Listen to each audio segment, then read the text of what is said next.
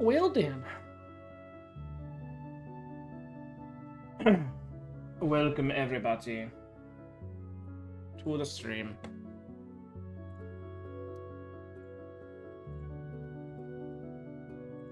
Alright, just make sure everything's good to go. A little bit different than what we usually normally do, but I have a couple subclasses that I want to completely finish up before Group 2 comes back into the world, as well as have them prepped and ready so Group 1 may encounter them and they could be a little bit more fleshed out than they have been in the past. These will be, for any of my players, these will be playable classes, playable subclasses. And as far as multi-classing goes, obviously some people are a little bit more multi-classed than others right now. Multi-classing to these subclasses is a possibility as well, once they get completely entered into the world. Some are already in the world in their semi-unfinished forms. A couple people in Group 1 and probably Group 2 will recognize some of the stuff that we end up doing. But only going to be on for probably an hour or so going through some of this. But sorry. I think that those that don't DM get to take a look at some of the thought process that goes through the homebrewing stuff, and others that do DM that might have a good idea are definitely more than welcome to put some input and advice, even those that don't, create this type of stuff normally. I'm going to be completely candid and open with how I think, talk, and break stuff down. So if you guys think something is overpowered, something's underpowered, something is completely useless, or should maybe be merged into another ability or level up situation, definitely feel free to blow up the chat. Yes, I am rocking the Dungeon Master sweater. And yeah, so this is just going to be a little behind the scenes peek at how I come up with things and how I maybe justify making some of this stuff. Sure, some of you players out there are like, why? This thing is way too overpowered and we can't do it, or whatever the case may be. This at least gives you an idea as to how much I'll go over something and constantly edit it before I actually even put it into the game. And if it isn't in its most polished and clean form, I actually won't even put it in the game unless like one specific character has those traits and you barely see it. But we have three subclasses that we're going to go through. First one is, obviously you can see, copy of Gunslinger. But I'm just using the Gunslinger as the bracket or the bones to build everything else out. The name of the class is called the Speeding Bullet. I already do have some things set up and ready to get inputted, but I also have plenty of room to put more ideas down and possibly switch things up. So, first subclass is a copy of a Gunslinger, so they do use firearms. The second one is copy of Order of the Ghostslayer. Now this is a Bloodhunter copy, and technically I might wipe out all the Ghostslayer stuff and just use the Bloodhunter bones to build it out, but I thought maybe Ghostslayer will have one or two things embedded in there that, if I don't even use it completely, it at least gives me an idea for something that I want to input. The way that this Bloodhunter is going to go is actually at the level 3, you're going to choose one of two weapons. Japanese-style weapons. One is the hook blade, so it's the sickle at the end of a chain. And the other one is the dagger at the end of a chain. And then I'm actually thinking about putting in a third not 100% yet on that. But as the Ghost Hunter, not the Ghost Hunter, sorry, now I'm reading that. As the Order of the Enchantress Blood Hunter levels up, they get not only more proficient with the weapon that they started with, but also gain newer and newer abilities. Semi-feeling of like the Hexblade style of Warlock, but this is going to use blood magic. And then our third one is a rogue shoot-off from the Phantom subclass. Again, might shed a lot of the things that Phantom actually brings to the table, but using its bones, the Sai Saboteur is... The Phantom is where I first got the idea for the Sai Saboteur, and then it's really only the charges, the soul tokens or whatever that it gets. That's really the one that instigated my thought process for the Sai Saboteur, and instead of using soul tokens, it's going to be psychic charges.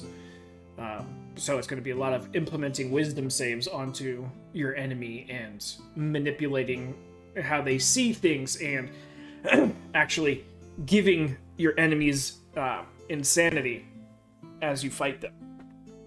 So, I'll put it to a vote right off the beginning. What do we feel like going down the rabbit hole for? Do we feel like doing the rogue class, doing the blood hunter class, or doing the fighter gunslinger class?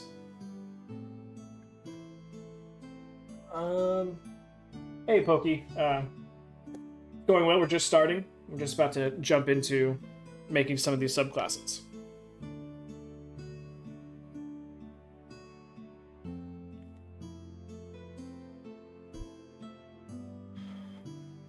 Let me start. So rogue, fighter, blood hunter. What are we feeling like we want to start with? Rogue, fighter, blood hunter.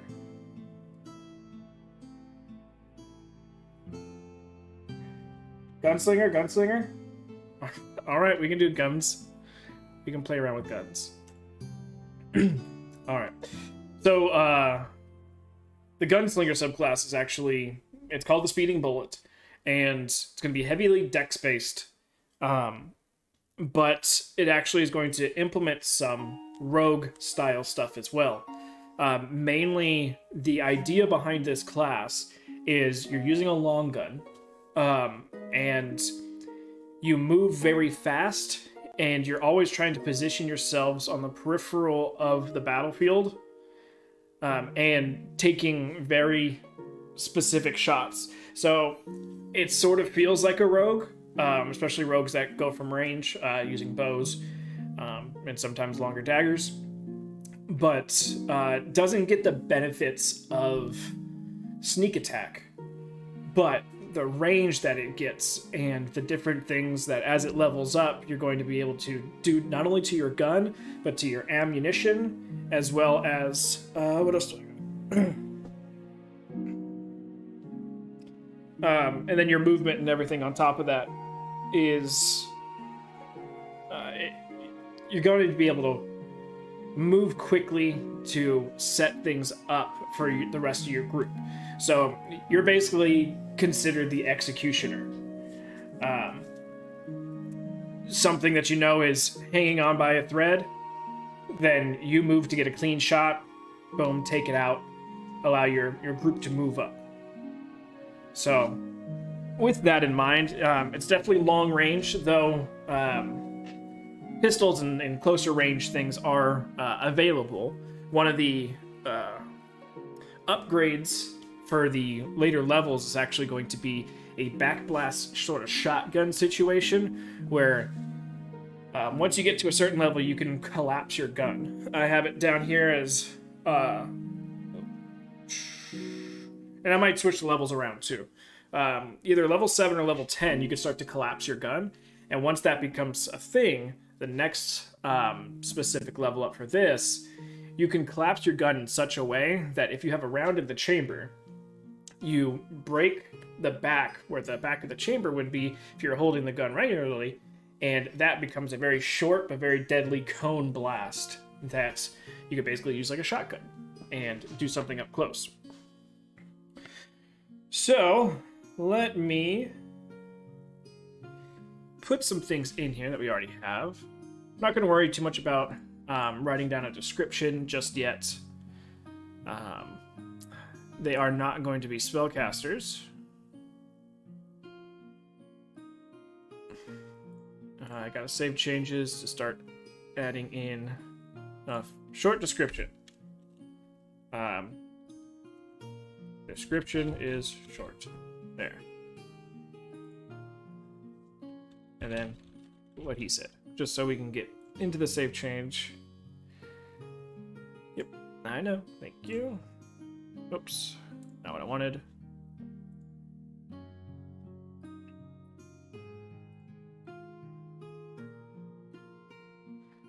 Okay, so we got to see what we're going to take and what we're going to leave behind for the gunslinger.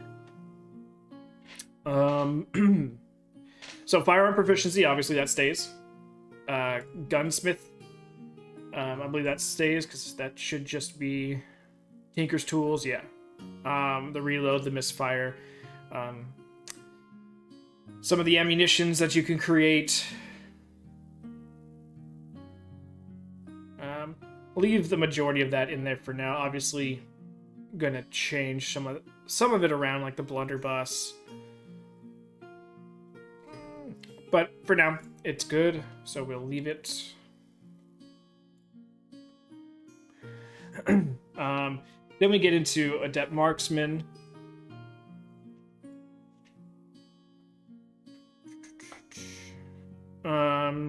Let's see, Trick Shots, Grit. Since it's going to be more of a dex-based character, I don't want it to feel like you have to... Because obviously, whenever it comes to a class or a subclass, you have your primary and then you have your secondary ability. Technically, I could keep in Grit.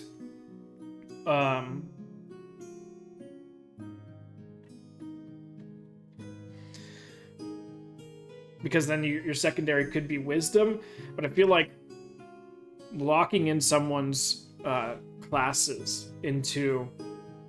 Though Dex is nice for speed and for saving throws, and Wisdom's nice for saving throws and all that, I feel like unless your secondary or primary ability score is going to be Strength, Con... Yeah, unless it's one of those two, then it has to be the opposite. So if your primary is not Strength or Con, then your secondary should be Strength or Con. At least me as a DM, that's how I feel. I'm not sure what you guys feel, but that's how I feel. So I feel like we're gonna go ahead and get rid of Grit.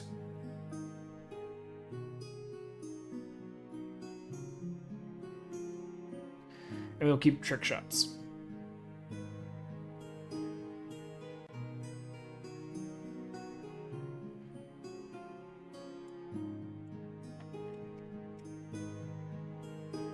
This is the level 3 ability, so we also got multiple things that are going to come in at level 3, so it's not like I'm just completely taking something away from the gunslingers and not giving them anything else to work with.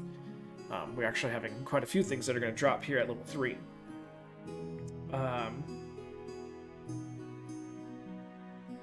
So, one of the first things that we're going to give Speeding Bullet at level 3 is what I'm going to call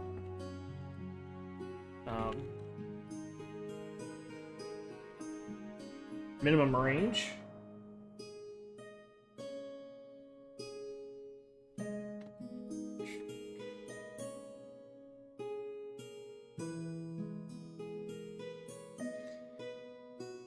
Hello. Hey, Serena, how you doing? Long time no see. Polly, it's not quite intelligence going to be in this regard, because it's more of the deftness of fingers, being able to move into the tiny things and doing it in battle. That's one thing I never really understood about Gunslinger was, yeah, I mean, being able to do a reload or a fix mid-battle in less than 6 seconds, that requires some very deft fingers and hands and everything. So I feel like Dex should be much more of a gunner thing than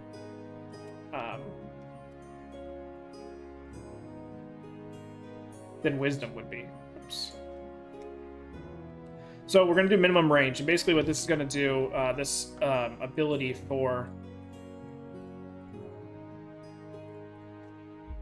the Gunslinger is, or sorry, the Gunslinger, the Speeding Bullet, is that any ranging that you get from any weapons. So let's go up here.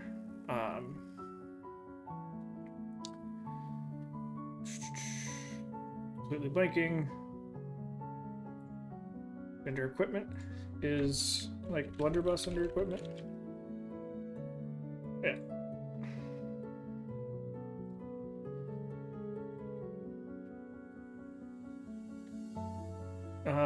What's the other Exandrian bad news there?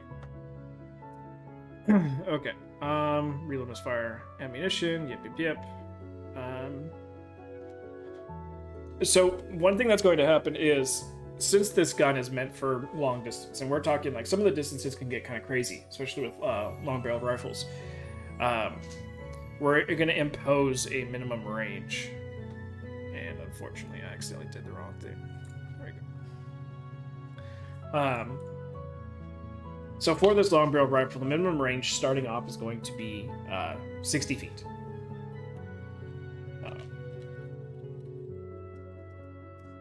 Take off bold and italicize. And the reason for this is, and the minimum range, I mean, that's the range where anything closer than that, and you're going to impose disadvantage. So just like throwing stuff, once you throw to its second range limit, you get disadvantage. This is the reverse, because this thing is large and in charge and meant to be shot from a distance, especially once you start putting things like scopes and such on it. Once you're within 60 feet, it becomes much harder to hit. But on the opposite of that is that we are going to also give at level 3 a wrist snapshot. To a degree. For you, Megan, I was responding to you. We're going to imposes disadvantage on any shots. Oh god, now I'm blanking on vocabulary.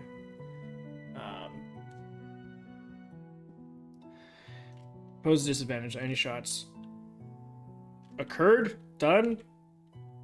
Feels weird to say on any shots. On any shots before 60 feet. We'll just do that for now. And this is actually going to change as we level up Speeding Bullets. When he gets to certain higher levels, that minimum range is going to continuously drop down. On any... Yeah, there we go. On any... Well, no, because there's... It's going to have...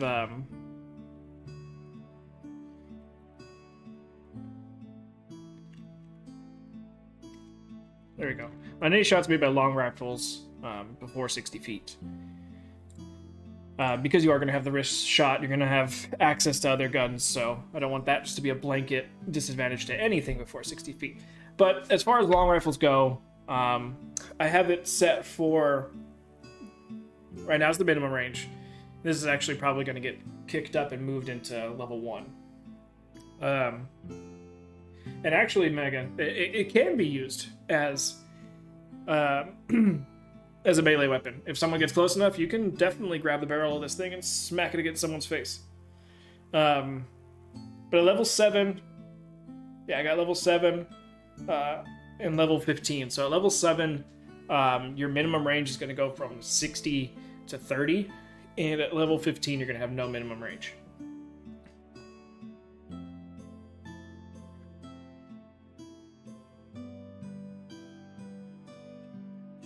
Alright, so opposing disadvantage on any shots made by long rifles before 60 feet.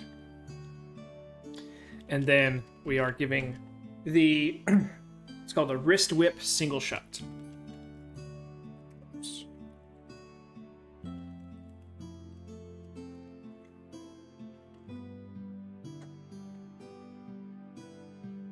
Oh yeah, so do I. I mean, it's realistic. Honestly, I know it's a movie thing, but have you guys seen plenty of movies where the guy runs out of ammo, just flips the gun around and starts smacking someone with it? Guy or girl. But yeah, it happens all the time. I can guarantee you that military too, if you run out of ammo and you don't have any backup and someone's charging you, you're gonna just turn it around and start beating someone with it. So the wrist whip single shot is going to be, I'm sure everyone, if not, they should, has seen Sherlock Holmes and Professor Moriarty when, at least the Robert Downey Jr. versions, the first time he meets Professor Moriarty, he whips out the contraption that pops out from his coat and is able to pop off a shot if need be. That's basically what this is going to be. Range on this one is only going to be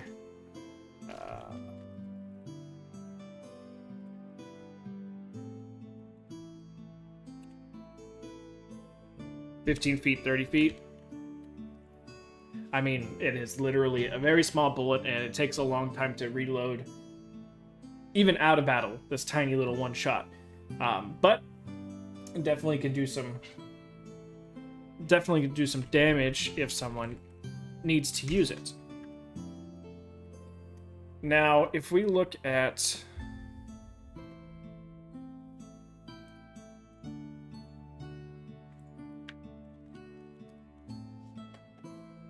not laser pistols, I think the palm pistol is supposed to roughly be the same thing, the same idea at least.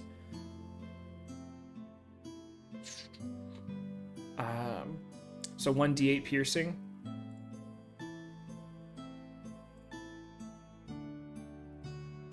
£1, 50 gold. Roughly idea. This too gets all your proficiency bonus and everything like that. Palm pistol is it's going to end up having other effects as well. So instead of giving it the ammunition that you can do in the rifles that you can do in any of the other gunslinger stuff, the wrist whip is going to have its own special little things. Thanks, Serena. Hopefully you can stop by again. We're probably only going to be on for another 45 minutes or so. Hopefully get Speeding Bullet completely taken care of. But the wrist whip is going to have a couple special things. It's going to have a life drain, if it ever gets used.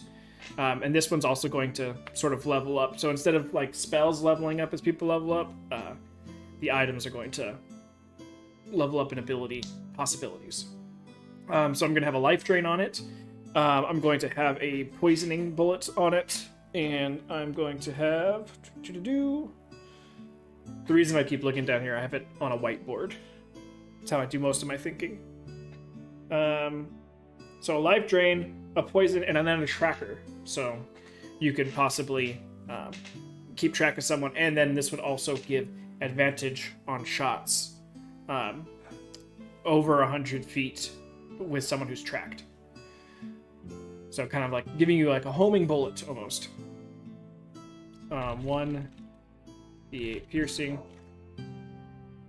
And we're not going to have to go too in-depth on, flushing any of this stuff out and making it pretty and understandable in sentence structure. We're just more so getting it on the page, and we can come up with the like the full description's like one of these later.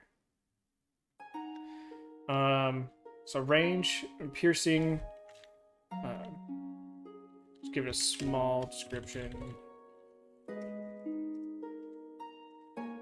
Concealable.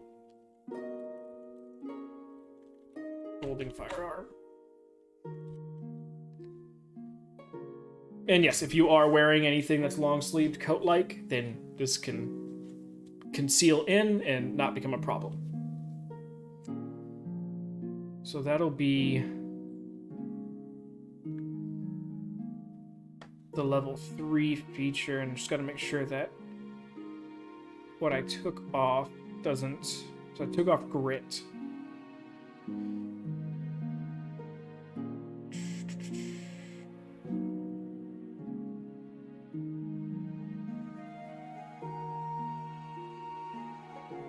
Is it the grit action that refreshed on a short rest?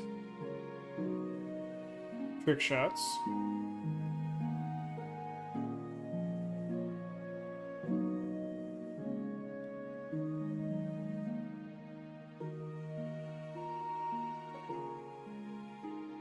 I think it was, but it shouldn't really have too much of an effect.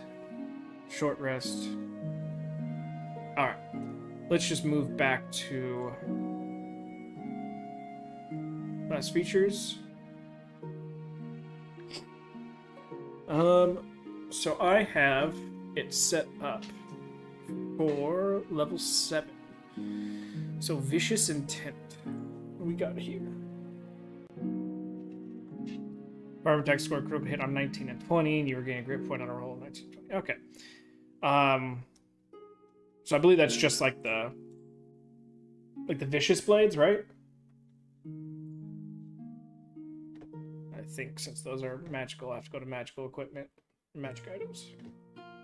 Like the Vicious long swords and whatnot, those all do the crit on 19s, right?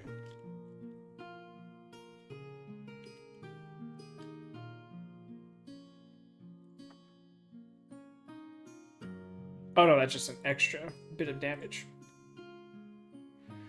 Which one am I thinking of? I know there's one that, and it's like a blanket one across all weapons that crit on 19 and 20.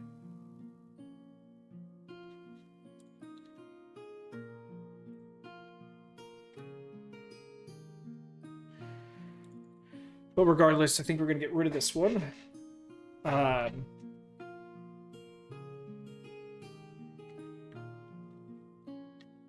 Okay. I'm trying to remember. I know because I believe Group 1 either has one or...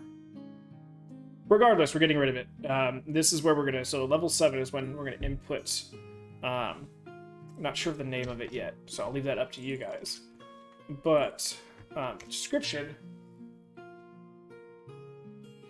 Champion fighter ability.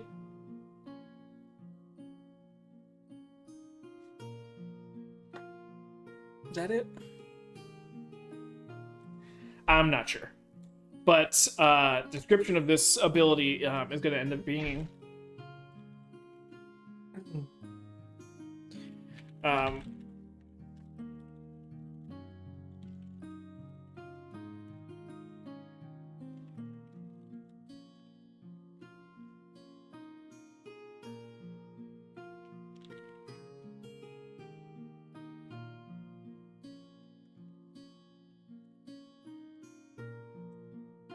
so when this creature, when this character who's playing Speeding Bullet takes the dash action, so say your average walking speed is 30, usually a dash will only move you another 30. This player's dash will move them an extra 60.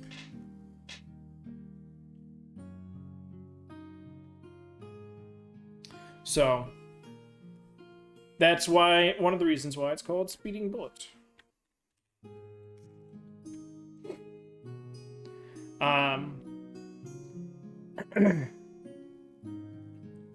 This is one of the necessity sort of upgrades for this this subclass specifically, especially with having a minimum range. It's being able to move quickly, and since you're going to be burning the dash action to do your heavy movement, you can completely circumvent some things with just say your speed is 30. That means you'd give you 90 feet in your turn to get somewhere and get somewhere either safe or prep for the next shot, and using your bonus action to do your reload, your repairs, or whatever you need to do. This character excels at obviously open ground warfare rather than like dungeon warfare, but still can be useful. Being at the back end of a dungeon hallway or something, just setting up a shot, waiting for people to move, and then, you know, splitting between people and taking someone out.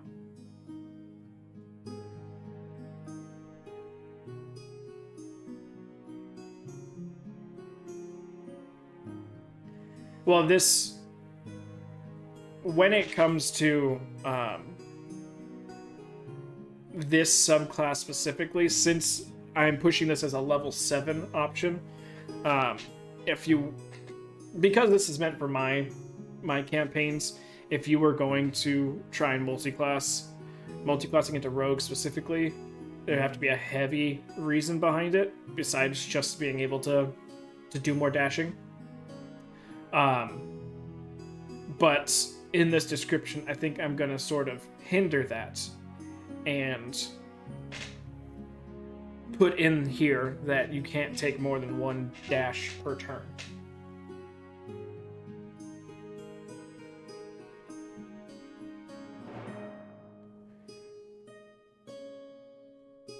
So that way it would completely negate the want of trying to become a rogue.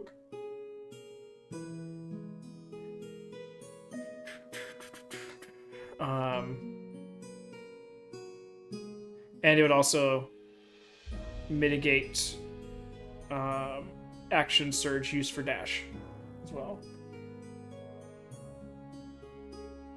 Yeah.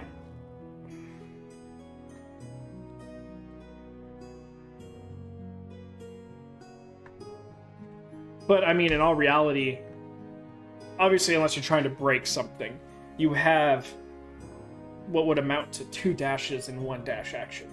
So the most reasons that people do end up trying to multi-class to get more movement out of that, you end up getting it once this happens, once you hit level 7 with speeding bullets. So only if you're then further trying to break something would you want to do that. But in this case, it's more of, you already got 2, so why, plus your regular amount of movement.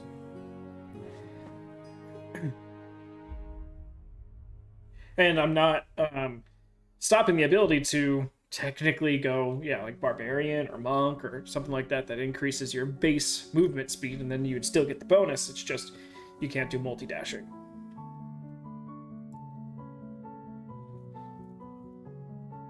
So what should we call this?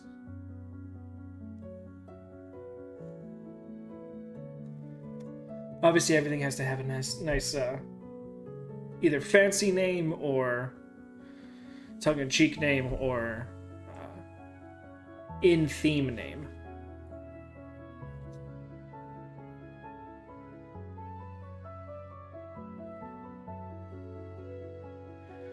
Oh, I believe you, Mega. I know people do.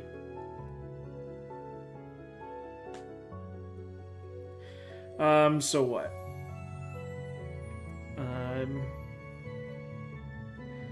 Trying to think of gun-related terminology that might help.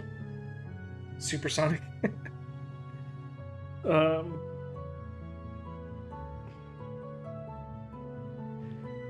Like a flash.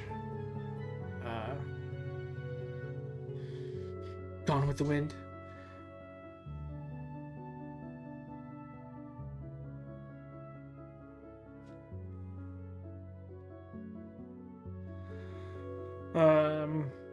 For now, we'll just do quick step. Nothing crazy. If something screams out to me that's the perfect name for it, then required last, what? Nope, 7. Thank you. And then There's no actual things there? Okay.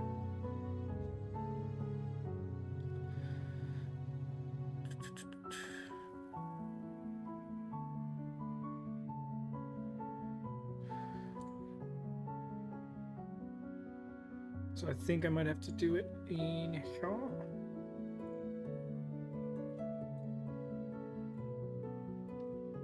Oh no, that's just gonna give it an extra action. Never mind.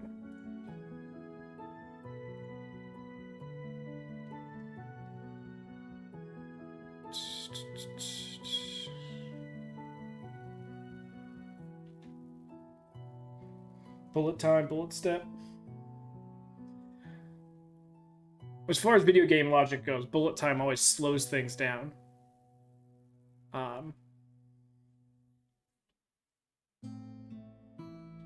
We'll come back to it. We won't get hung up on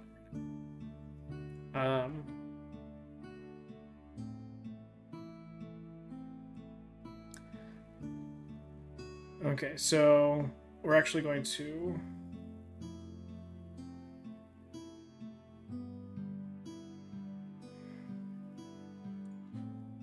change its display order to 4.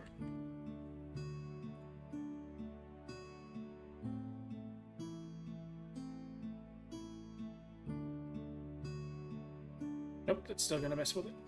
Right, whatever. So it has quick draw for level 7. Oh, I see. I really wish the display order would actually display it in the display order. That'd be nice. I'll leave trick shots in there. I feel like that's necessity. Wait, is there a trick shot for something called like called shot or something like that?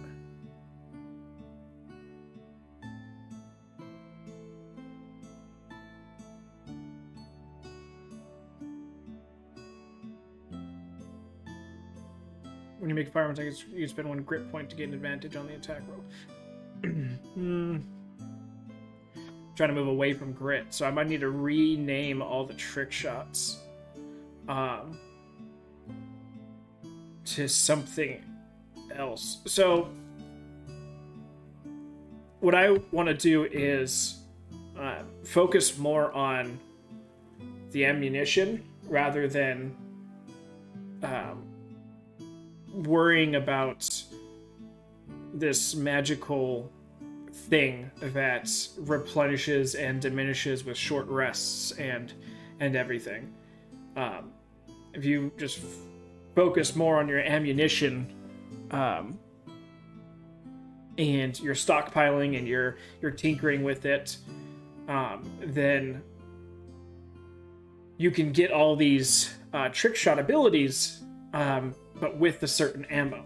So if you want to do a piercing shot, do a forceful shot, disarming shot, that's actually a different round that you're going to load in. So you could technically have a magazine that has 4 to 5 rounds in it that has, you know, okay, I always load my regular shot first, then a disarming shot, then a forceful shot. So you could do it like that, or as you're messing with your gun, you can do more of like a lever action or a top load type of gun, and you can choose as you're shooting which round you want to do, so that way you can input one of these shots.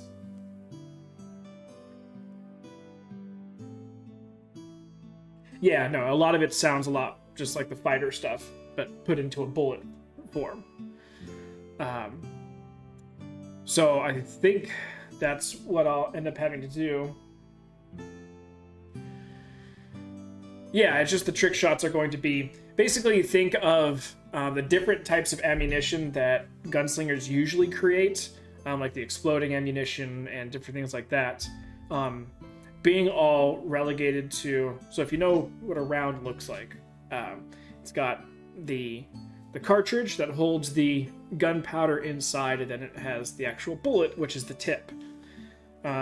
Think of, you know, making the explosive shots and all that stuff more dealing with the powder, and then or vice versa, I should say. The winging shot, the piercing shot, forceful shot, that all deals with the powder, and then doing the explosive shot and learning how to create that new different type of ammunition, that's all the actual bullet. So you learn how to do that, but you start knowing how to pack powder differently to make it do different things. Yeah, this class automatically gets Tinker Tool proficiency in the, what is it, the Adept Marksman ability? No, the Gunsmith ability, which is level, it says required level 3, but that's because you choose it. You choose the subclass at level 3. But yeah, it gives you... I think it did? Where was it? Or was it Adept Marksman that gave you... Oh no, there it was. It was just at the very end. Tinker Tools. You gain proficiency with Tinker's Tools. So yeah, that is already embedded into the class.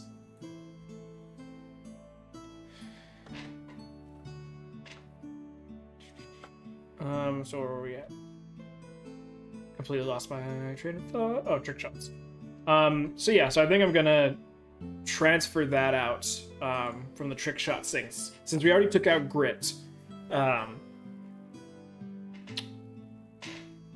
might even change this from being called... Actually, no, I won't change it from being called trick shots, because then I'm gonna have to go back into all the gunslinger stuff and rename trick shots into something else. But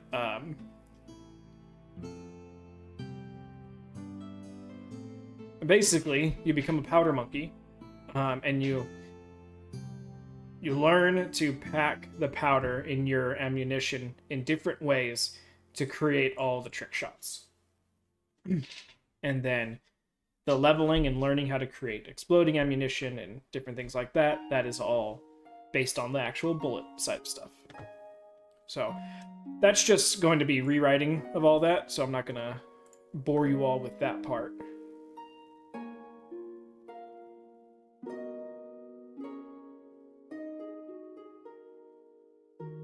Yeah, there you go, Mega.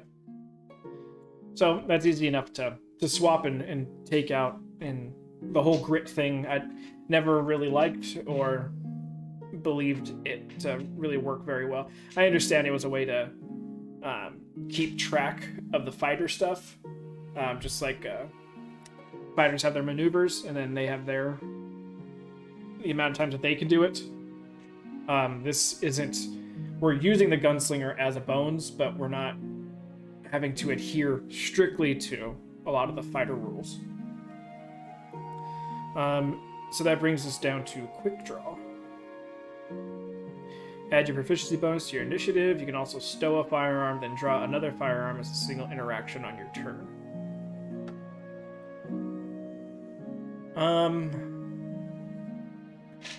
What do I have here? So a couple things that we need to look out for. I don't want to break up the flow of the class too much. So we have, you know, the preset levels that things come out at. I don't want to change that up too much.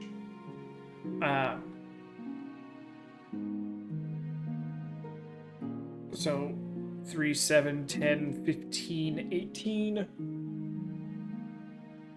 Might take that. We might add another one in there, depending on how it goes. But two things that I do for sure want to implement. One is the collapsing feature. So at a certain level, I believe I'm going to do level 10, since level 7 is going to be the movement speed. That's going to be the collapsing feature. So that's going to be the ability to take your long gun and collapse it down into the 3-section piece on top of one another, and be able to stow it much more stealthily, much more readily available, and also allow you to do the blunderbuss shot from the backside of the barrel, as well as hopefully in the future some fun different things. So that one's going to be a little 10, so we'll work on that one right now.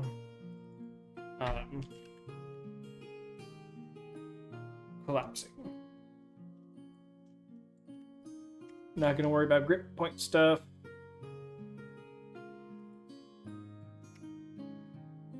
All the grip point things can go away.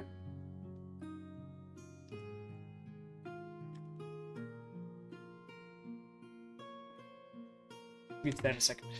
So, like I said, totally spelled that wrong.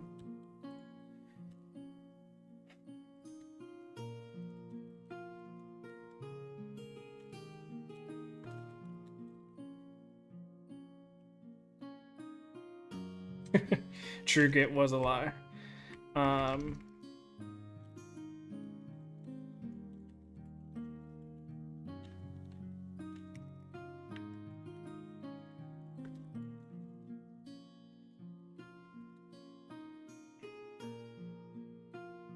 No, it was not meta. I'm sorry.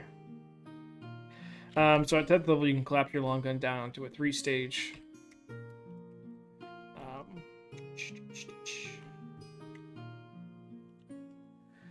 So the long gun itself is going to be 3 feet long. So, 1 foot long.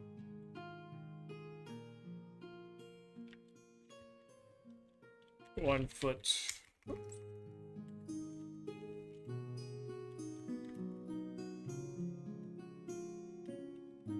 1 foot wide contraption. While in collapsed form,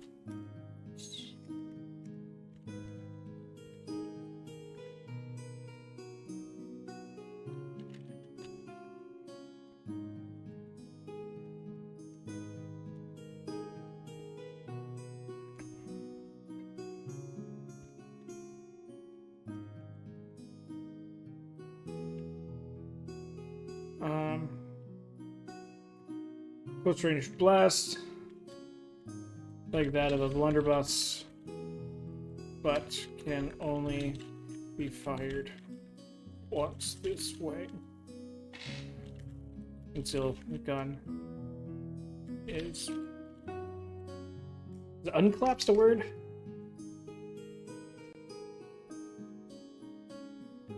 I'm asking you guys if uncollapsed is a word. But we're gonna go with it. Uncollapsed. And the cartridge ejected.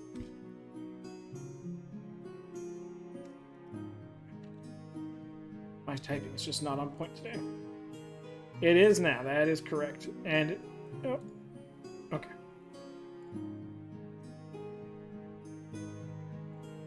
That was my bad for doing that and that. Okay. So it makes sense.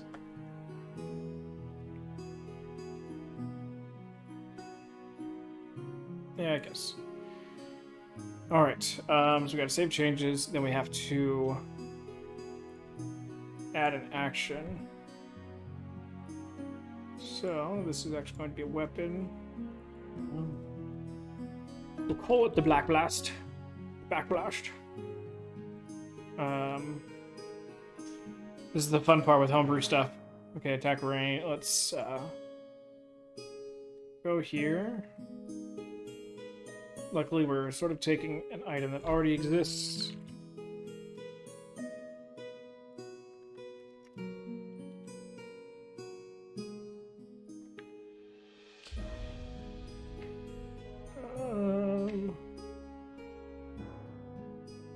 Why isn't it giving me a range?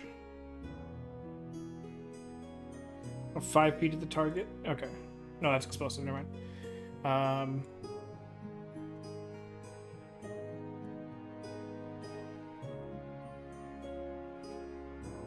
want to say 10 and 20 feet, but I don't remember. Not off the top of my head.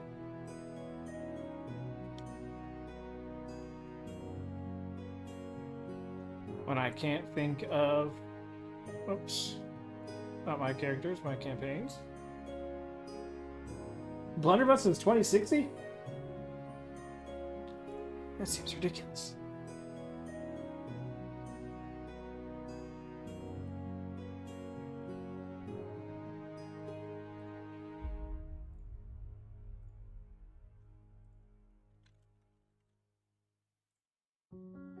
$15.60. That still seems ridiculous. We'll do $15.30. Because this is an improvised situation. So, ranged.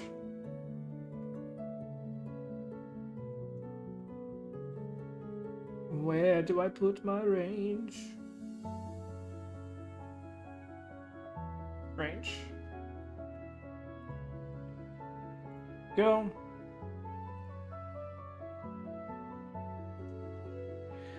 Okay. Blunderbuss. 2d8. 2d8.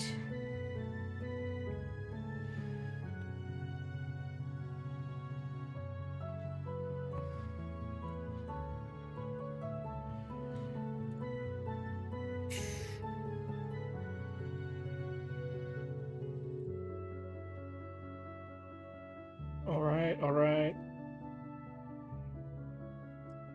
No, we're not spending no grit points. Get out of here. Okay.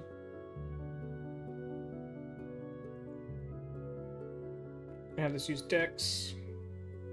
Just that it's all in line with everything. No saves. Dice count. No effect on miss. Short and long. No AoEs. Actually, we'll do cone.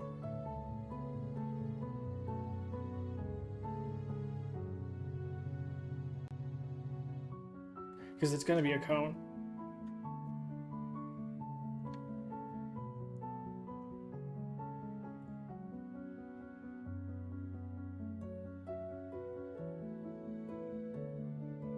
You know what? We'll just... Man... I don't know. We'll leave it. 1530. It's still going to be single projectile, though it's not going to get into the logistics of it. All right, we'll just save that. All right. Save changes. Back to the class. All right. So that is level 10's collapsing feature. Quick draw. I mean, I understand the premise of it. I don't understand why you being faster at taking your gun out should give you faster initiative, but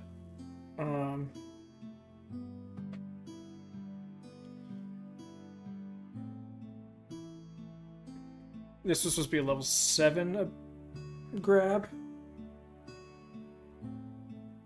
Okay, this is where we're going to add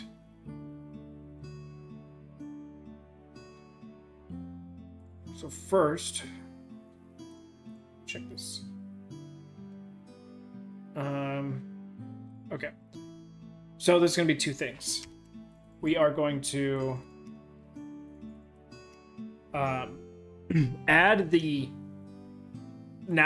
ability to modify the ammunition for the wrist whip.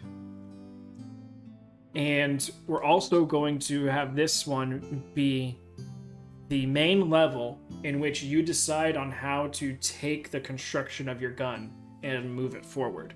So like I said earlier, if you want to do like a magazine situation, like a magazine fed gun, and so that way you can stack bullets and just have it ready. If you want to do a top loading, if you want to do a lever action, this is going to be your basically what should we call it? Maybe mechanical inspiration. And you have an epiphany overnight on all these different design possibilities and everything, and you have to... It's like the second subclass decision. It's like, okay, I can go in one of these routes for my gun. And the only way that you could change your gun after this point is if for some reason, if your gun gets absolutely destroyed and you have to start from scratch on a gun. Obviously, your level's not going to go backwards, but you have to go and get all the materials. Technically, you could do the same thing, get all the materials and everything, and from scratch build an entirely different gun. But guns gonna weigh a bit.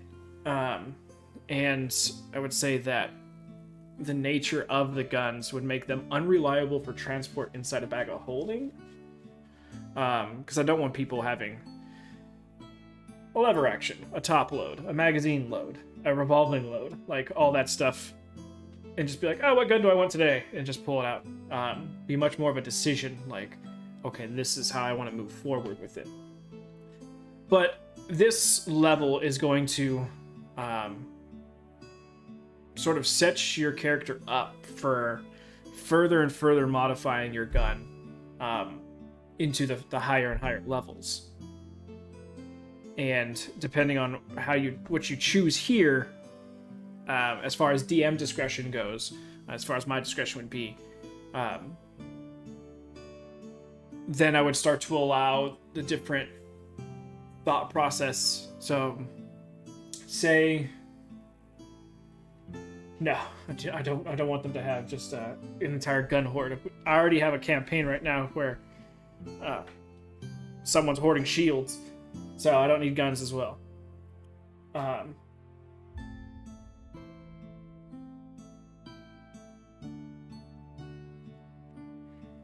True, I could mega, but I'm trying to ground this one in a little bit more reality.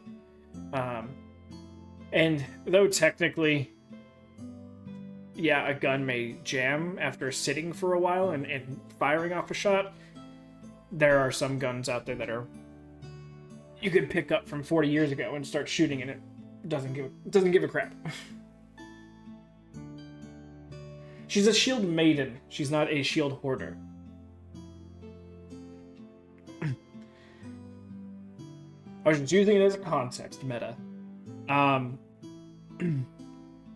But so that's what this level up's gonna be all about. You get the inspiration to make the different types of ammunition for your wrist whip. So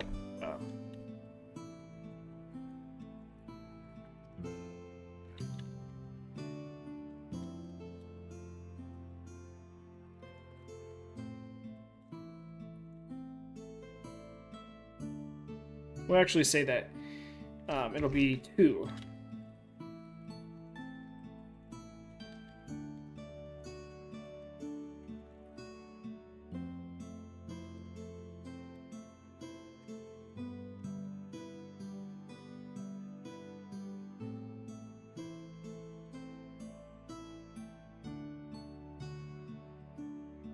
What did we say? We said the life draining bullet, so the leeching bullet.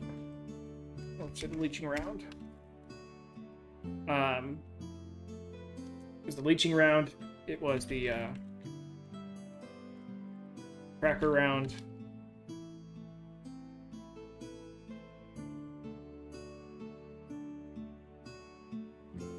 True, I feel you, Mega, but it's also like, if this is your life's work to create these type of weapons, then, you know, letting it sit for a month and then picking it back up and shooting it, it should still function. If we were talking in the realm of, you know, letting something sit for a decade or whatnot, then that's understandable. But since it's not a magical aspect to it, letting something sit for 2 weeks that's mechanical and then hoping to use it without it being faulty all of a sudden. So like I said, this thing should be able to be grabbed and swung like a melee weapon as well. I mean, not constantly, but maybe 1 or 2 hits and still be intact. So the only way that would make sense is if it was like very fine items, very fine mechanical pieces that would fall apart after a couple weeks. But we said what? Leeching round, tracker round. I'm blanking. I don't have it written down. So it was the life drain bullet, it was the tracker bullet, it was I'll do the do like a smoke round. So this is the life draining bullets.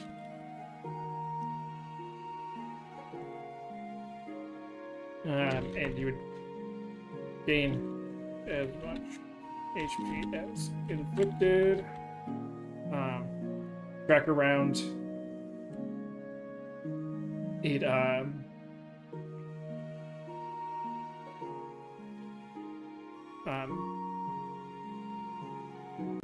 round becomes tuned to the gun,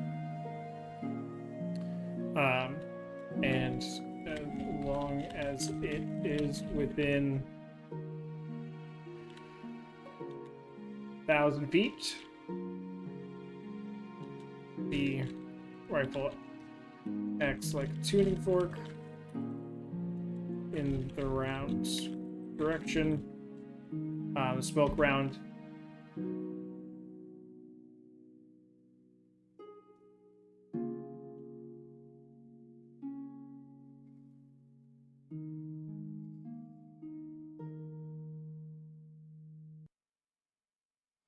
I like your thought process on it, Mega. Maybe instead of the magic energies leeching away, it's the metal that's used for the gun can't be in an extra dimensional space for too long before it starts to disintegrate. The smoke round does sort of like what a smoke bomb does.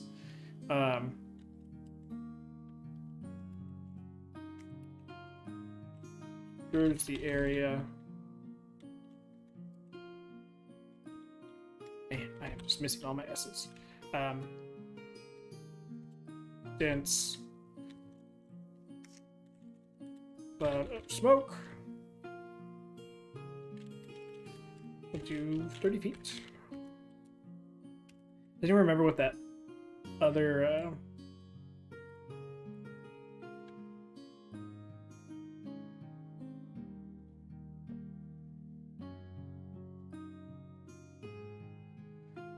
yeah, true. Probably that's why I would say it would be the metal used for the gun itself. Direction of the round. Find Grammarly. It was smoke round, and then what else? Life draining round, the tracker round, smoke round, and no, there was another one, and I'm just blanking.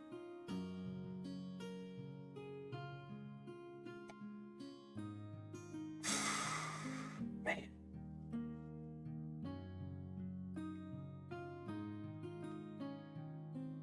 Okay, well, there's another round here. Maybe I'll rewatch the VOD and remember what I said.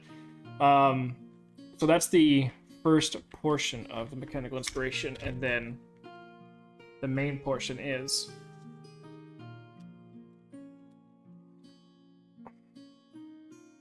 gain insight into multiple different gun styles.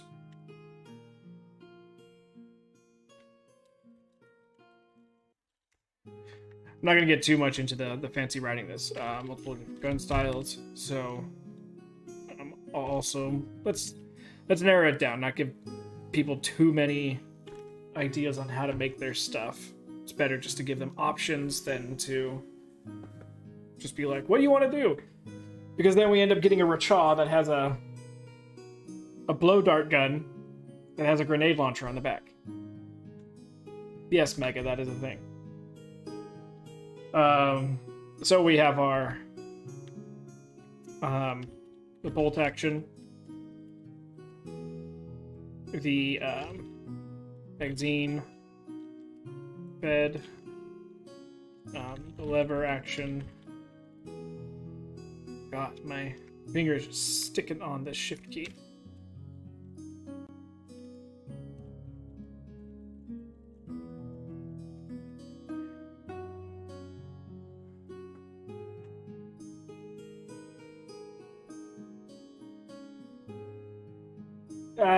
Launcher, lobber, it's different words for the same thing.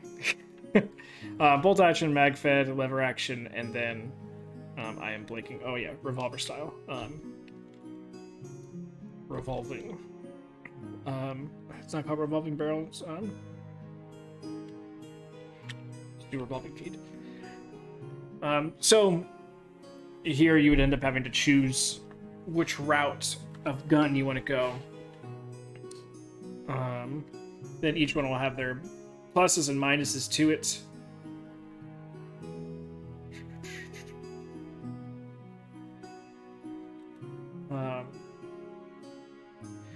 That obviously, like I said, as you level up, you end up getting to manipulate your specific type of gun a little bit better. So,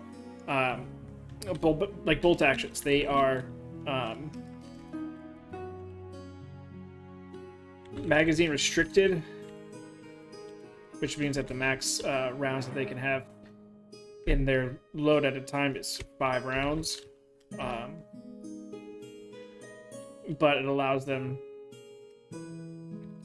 for heavier charges as far as your bullets go. Allows for immediate input of new rounds before empty. So that means even though you have a 5-round mag to the gun, it's a bolt action shot, so every time you got to do that.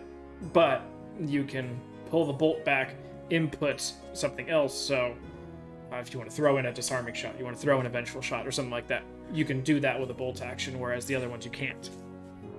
And allows for deadlier and deadlier cartridges to be used.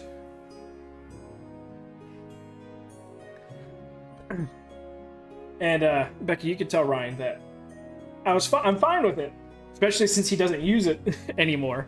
But it definitely made me go, I'm gonna watch out for that again. Magazine fed, it allows, and obviously whatever way you end up, whichever version of the gun that you end up going into, its main aspect for it is going to be your main thing that you're modifying as you level up. So the bolt action thing is you're gonna constantly work on improving the toughness of the barrel, the rigidity of it, and that allows you to do much different things with the cartridges. The mag fed, you're going to work on building extended magazines, connected magazines, so even if you run out of ammo, you just flip it around and load it in. You don't have to take an entire bonus action to do it. It's just an interaction. And possibly doing smaller rounds of ammunition, so you can end up doing 2 shots rather than 1. Sort of creating it like a submachine gun almost. And then, so let me, mag fed. And predetermine what rounds need to be fed. Allows for smaller in succession, as well as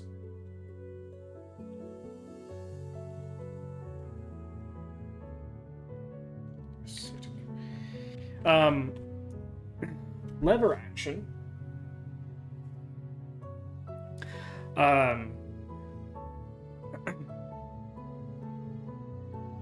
Okay, so with lever action, it's a semi-hybrid between bolt and mag fed, in the fact that lever actions have a tube that run through the bottom of it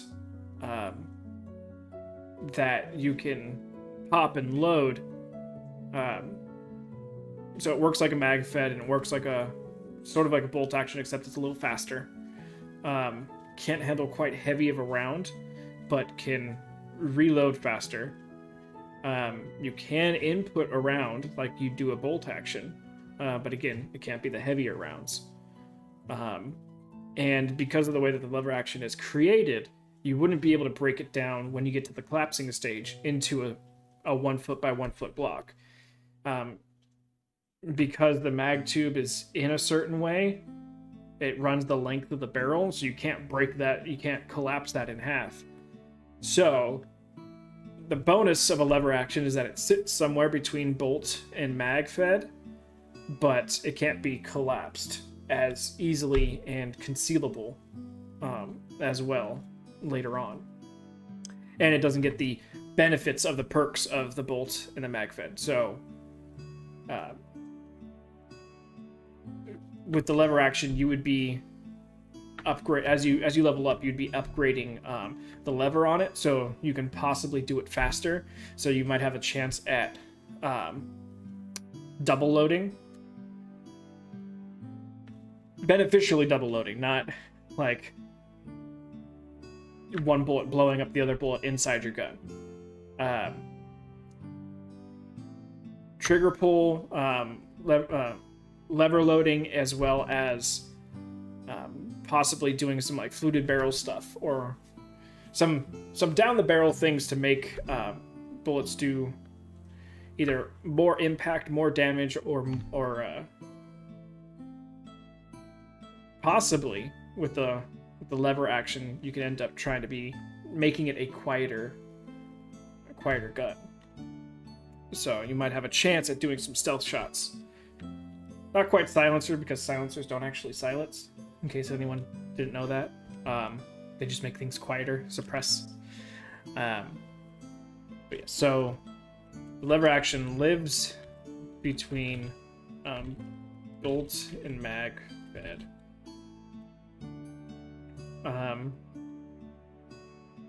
Cannot be collapsed down further than 2 feet.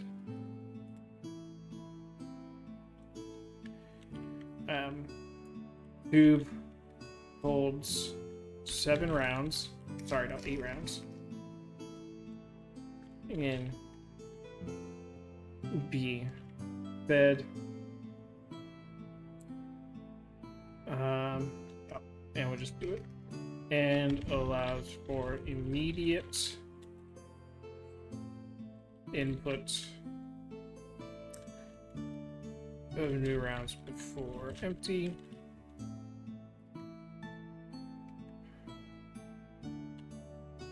And then the revolving feed. So revolving things. So revolvers, the way that you work with them is you do have quick loaders. So you end up getting these. They're little cylinders almost, and they have the bullets sort of not stuck, but they easiest word is to say stuck. The bullets are stuck to it in the same pattern that the revolver chamber is in. And so when you need to reload it, instead of loading one at a time, you just kick open the chamber, knock all the expended cartridges out, put in the new one, push the button on the top of the quick loader, and all the rounds let go, and they go into the chamber and you can close it. What's funny is I never had like a quality one of those quick loaders. So any revolver that I ever used, I was actually much faster at just reloading it by hand than I was with the quick loaders. But with that being the case, what do you guys think? Should I just leave it at the 3, the bolt action, the mag fed, and the lever action? Or should I try to make the revolving feed work? Do you think 3 options is enough?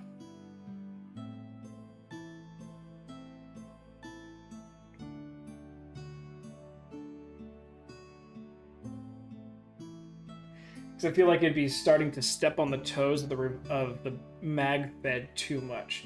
Obviously, you wouldn't be able to do some of the things that the magazine would be able to do. Like, you can't hold different rounds of different sizes and make it work. It would have to be the exact ones, but I'm just trying to think of what the bonus to the revolving feed would be.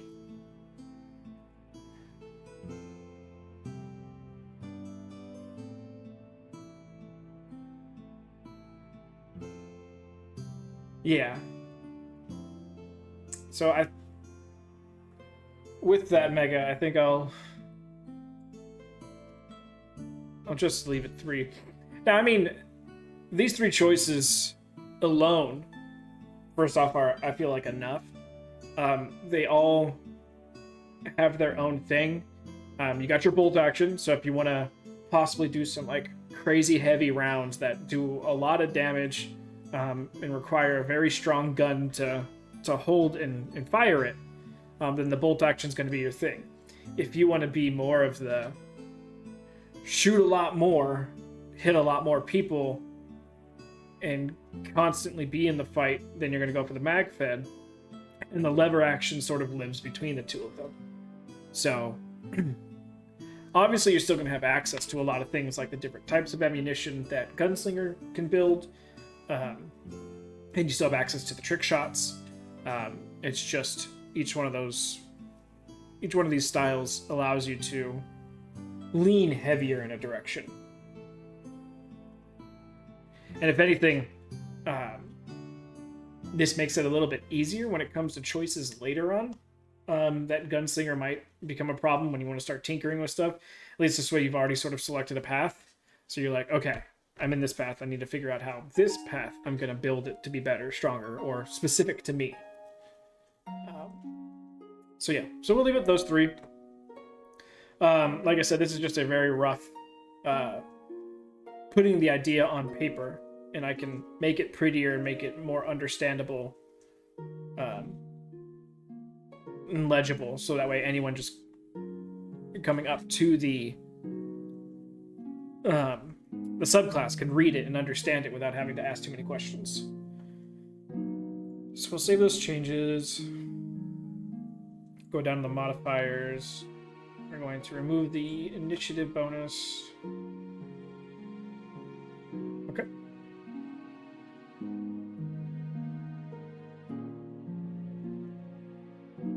Go ahead and get rid of. All right, so we're almost there. Done the mechanical inspiration, quick step, collapsing. I might just do bullet time for that name. Lightning reload. Let's see what we got here. You can reload any firearm as a bonus action, starting if you. So this is going to sort of play into the reason we can get rid of this is the previous one that we were just talking about, where you choose what type of gun that you're going to use. The reloading mechanic is going to be based on whatever type of gun that you get. So that opens up this entire portion of the subclass to doing something that we want to do. So since this one is a level 15, we are going to give the other 2 rounds of wrist shot. So actually before, I'm just going to take the verbiage.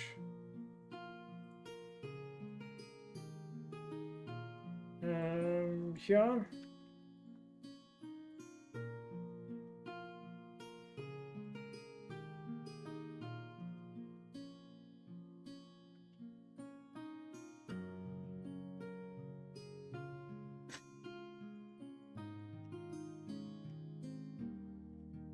Right.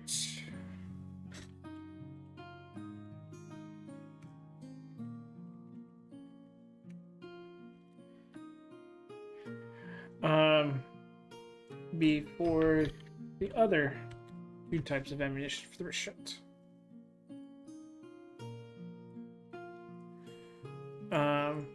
Still have to remember what I said for that 4th round, though.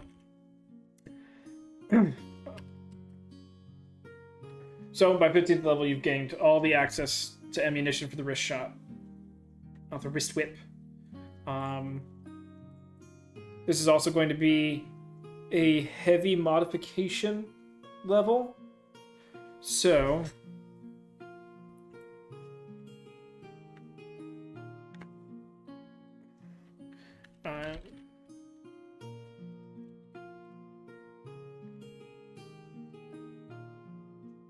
you also gain the inspiration for major modifications to your long rifle.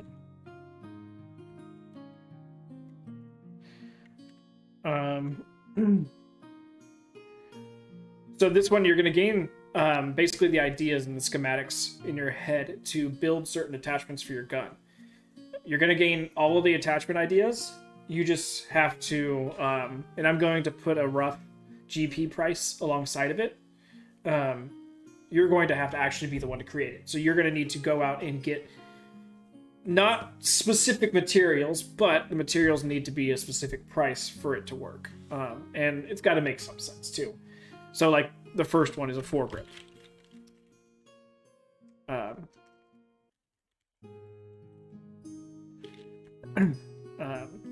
This one is literally just making it easier to hold and aim. So this is going to actually extend your maximum distance out. And it's going to give you a small window within your normal distance that you,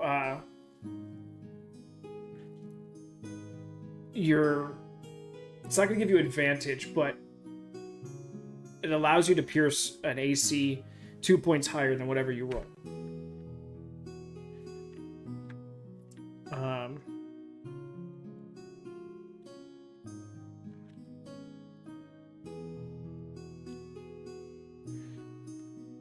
And then for all the rifles, I believe the bad news distance is 800. Yeah.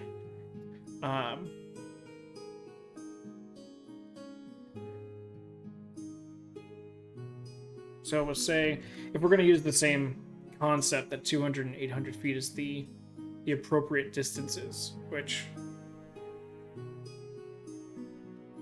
I could see that. It'll extend your maximum distance out an extra 200 feet. And anything within the of, we'll say,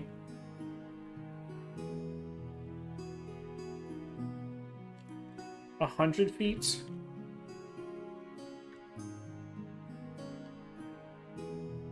To 150 feet. I may change that. I may lower that range, maybe 1 to 130 or 115 to 140, something. Anything within the range of. I don't want to say it has its AC dropped by 2.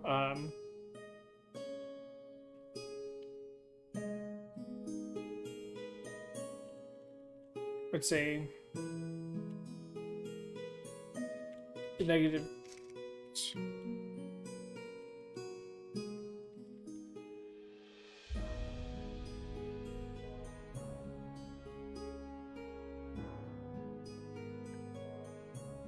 Two.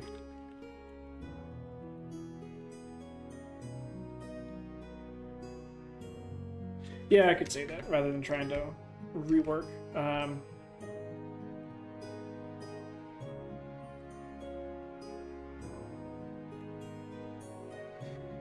And this is where, obviously, the player is going to have to keep track of this. And I mean, getting up to this level, playing this subclass, especially once you unlock this ability, you're definitely going to want to try and always keep the people in that range if you can. But it's something that's not going to automatically upload onto D&D Beyond, so, you know, it's not like you're going to go to click to attack and it's going to be like, what range is the character at? And then you go, oh, it's actually 120 feet. And then it adds the +2 for you. You definitely have to keep that in mind playing this character. So the foregrip is 1.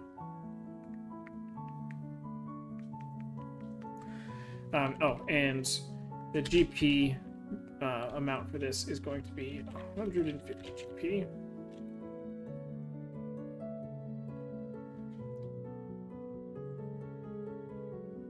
right?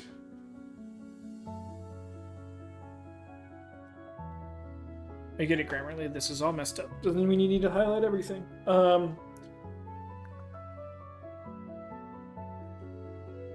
Foregrip is one.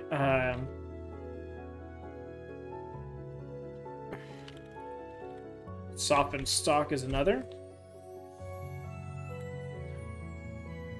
This will allow for. What do I have written here? Some of this stuff got smudged.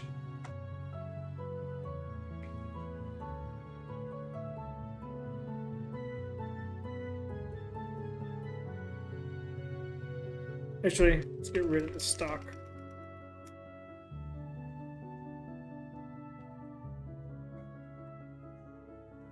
Yeah, once there's the first player test, then I'll definitely know what is way more than broken and what needs to be fixed.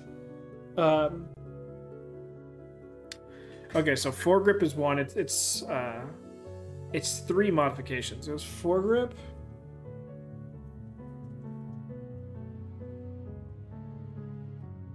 Oh, okay. For now, I'll just call it the strong scope.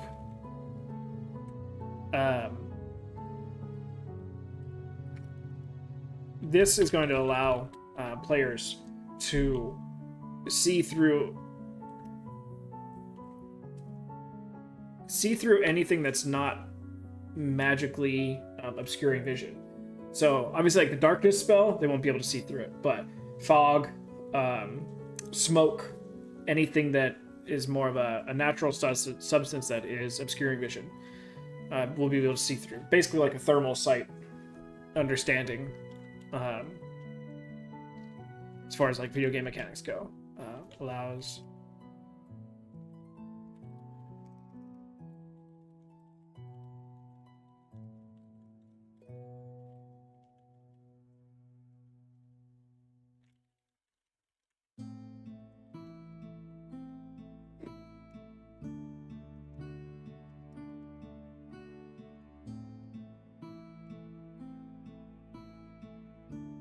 Yeah.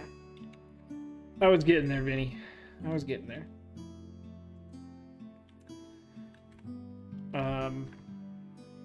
And then the last one. So it was the scope, it was the foregrip, and then I was gonna put the silencer here, but the silencer is going specifically to the lever action. So I'm going to take that off and think of a different one. This one's going to obviously be a little bit higher on a GP scale. So what seems feasible? I mean, if you're level 15, you should probably already have a decent amount of money. So I feel like 500 GP is more than adequate. Possibly more.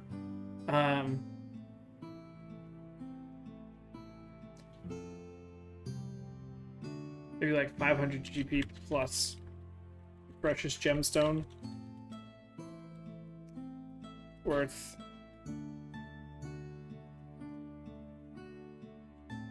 what, maybe like 200 GP itself.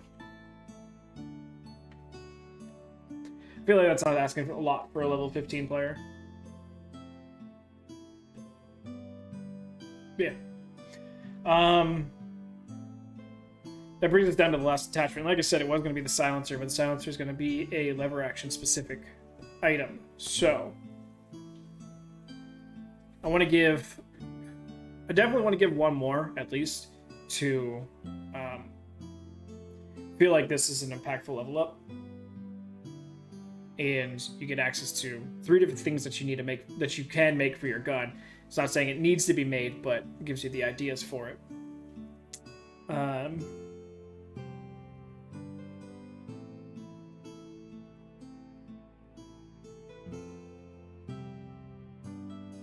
True. I mean, level 15, more than likely dealing with some high-level stuff and should have high-level payouts. So I think, and it's obviously not meant to be something that just gets oh, I have this. Okay, I'm going to go down to the corner store and buy everything that I need right now and whip it up this weekend. It's more of like a, okay, I got this thing. Maybe in the next few places I can find items that can at least chip away at the overall amount. So it's not a all needs to be gotten in one go.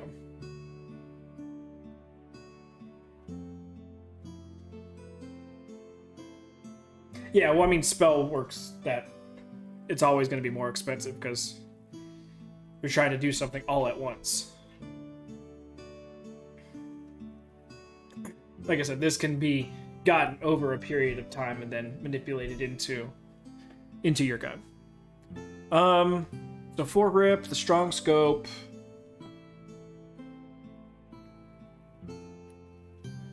I mean, normal attachment for weapons, you've got things like lasers and different magazine situations, different trigger pulls that you can do. I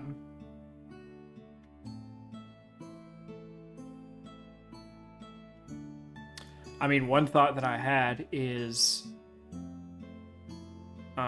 so some guns will have a compartment in the buttstock of it that you can do.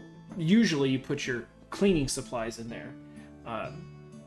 But I've seen people do all sorts of stupid things with it, and one of the things I've seen is a flask, and you can slide a flask into the buttstock of your gun.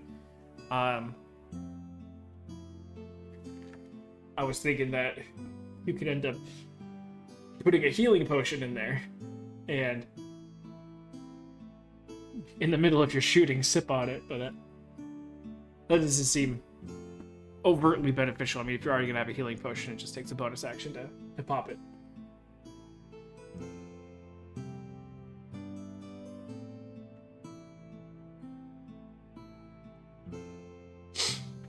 Yeah, I feel you, Mega.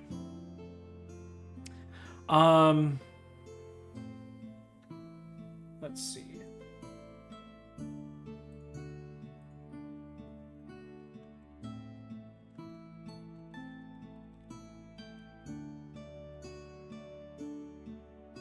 So beyond sights,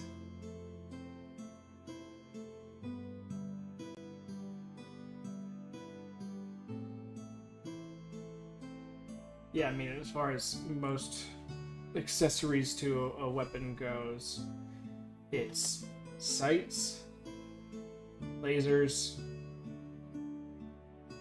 flashlights, more sights, lasers.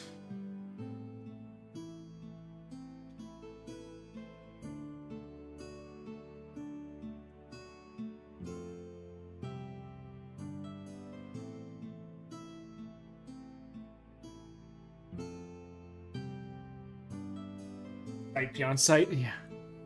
I give you the ultimate sight.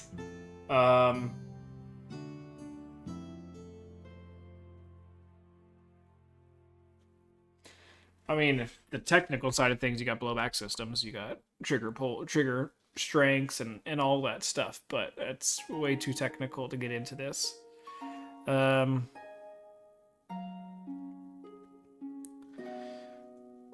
Want something to be a modifier for this gun that... How about... We'll make this one the most expensive. Well, the powder thing is basically where the trick shots come into play. That's how I'm going to justify and figure out the trick shots. And already, the bolt action rifle is going to be the one where you can modify the cartridges and make them stronger and stronger. And the bolt action's the only gun that can handle the really strong charges. I'm thinking this has been a thing in some guns in the past. So it at least has some grounding in reality, but it doesn't really... This is... It's fantasy, so we can make it work. A barrel divider. So you can create this attachment that, and this one will probably have to be slightly magical in nature to make it make sense. It's this little serrated bar that goes over the middle of your barrel at the very end of it. And back in the past, what this is supposed to do is cut your bullet in half and allow you to basically shoot 2 rounds out of the same thing. It worked for very, very, very soft metals. We're talking like musket era type of stuff, when they weren't really worried about accuracy at all, so they were just trying to put as much lead downrange. But we could do something like that, and this attachment would allow you to shoot 2 different targets at once with the same round, as long as they're within a certain window of distance from one another.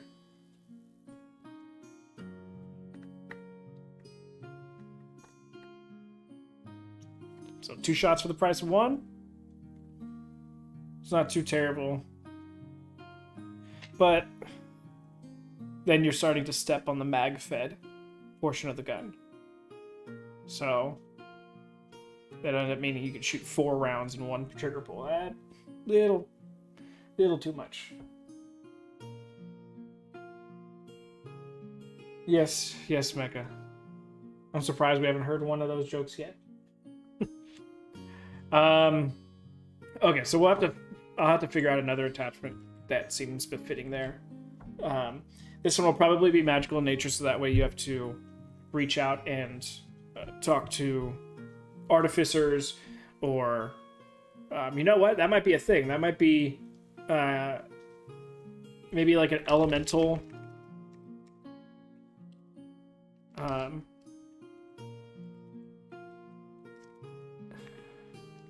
Can't spell. Elemental imbuement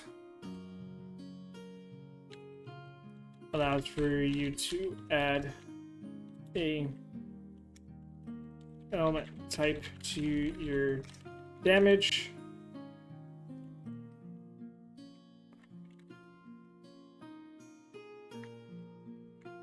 And consider the damage magical.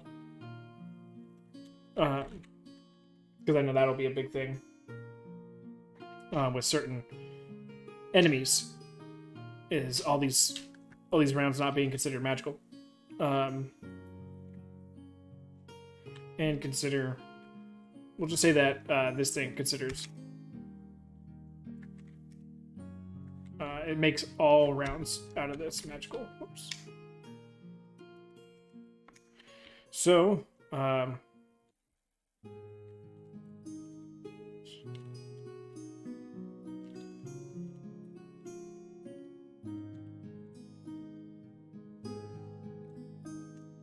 and allows for you to add an element type to your damage.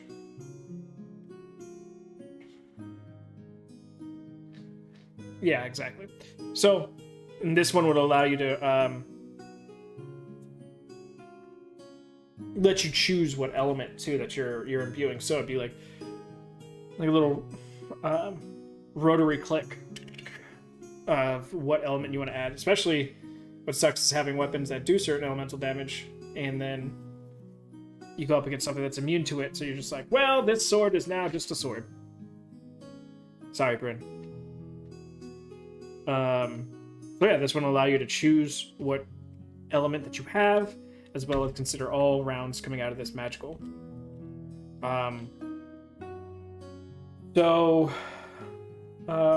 It requires enchanting,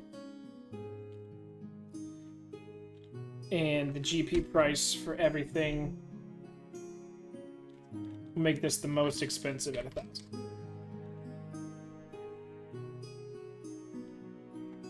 I feel like that's fair, right?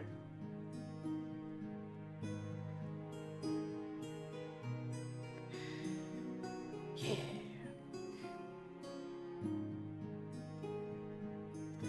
All right. So, what should we call this? The modification station? Mods, mods, mods.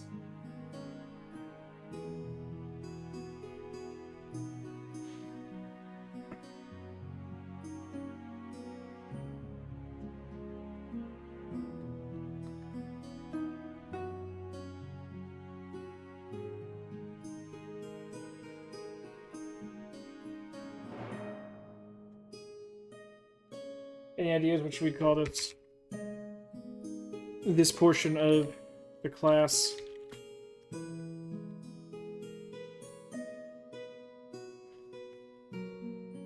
Digiotify? I'm not even sure what that's supposed to reference.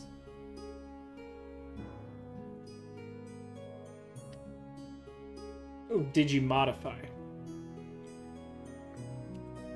Well, Vinny. Oops.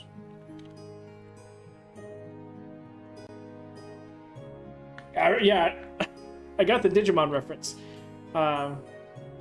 Digimodify it is until something else gets thought of.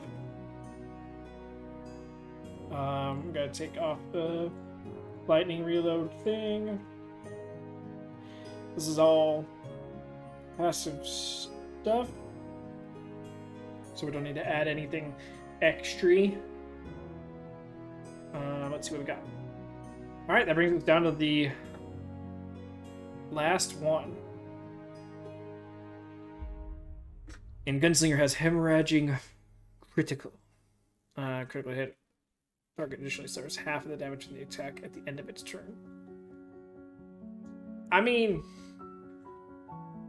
that's cool, but for a level 18 thing, you still need to crit, and understandably, in the Gunslinger side of things, you crit on 19s and 20s. But I feel like still to have something at such a high level that is dependent upon critting.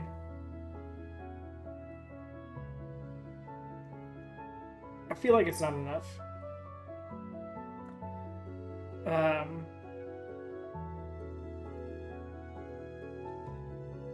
Let's just take a brief look at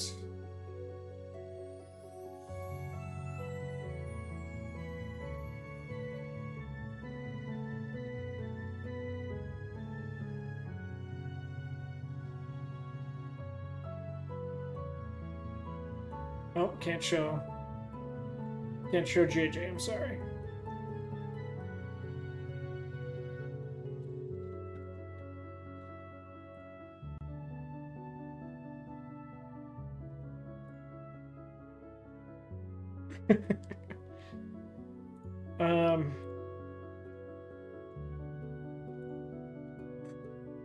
Yeah, like, what's this character? Sorcerer.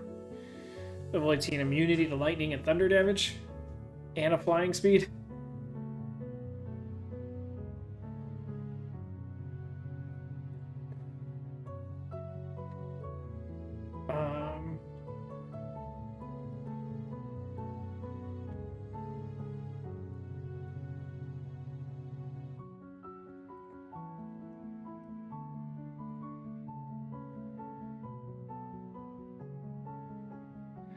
I mean, yeah, the barbarian one is kind of stupid. I don't know. I feel like that's not worthwhile enough to be a level 18 thing.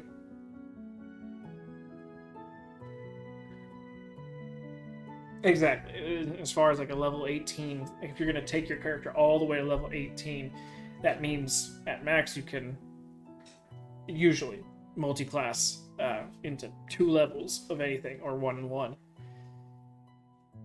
So to commit that far and heavy into a class just to get the possibility,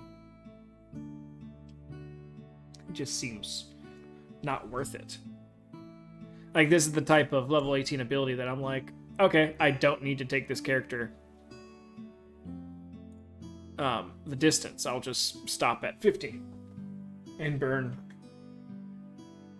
into different levels or different classes.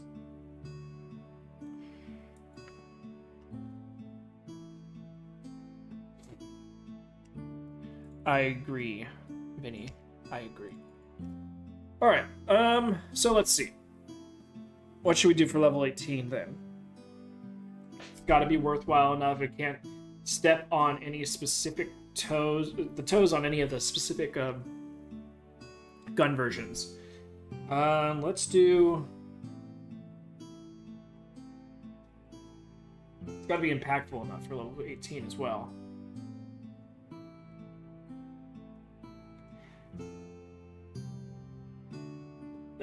Tell me how this sounds. Possibly, no, that starts to feel too Blood Hunter-y. I was gonna say, even if you run out of ammunition, you can end up... Well, okay, so one thing that I do have, I have another subclass built for Gunslinger that uses your soul as a power source for ammunition. Actually, both groups have encountered him. Denolo. He uses soul fragments, pieces of his soul, as ammunition. So what if we sort of blend those two into it, where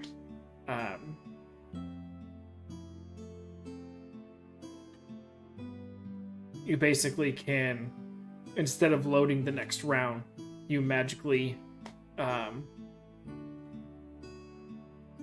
maybe it imbues on top of the round. It uses a larger portion of soul power. I don't know, what do we think? Where you can basically put a portion of your soul into the shot,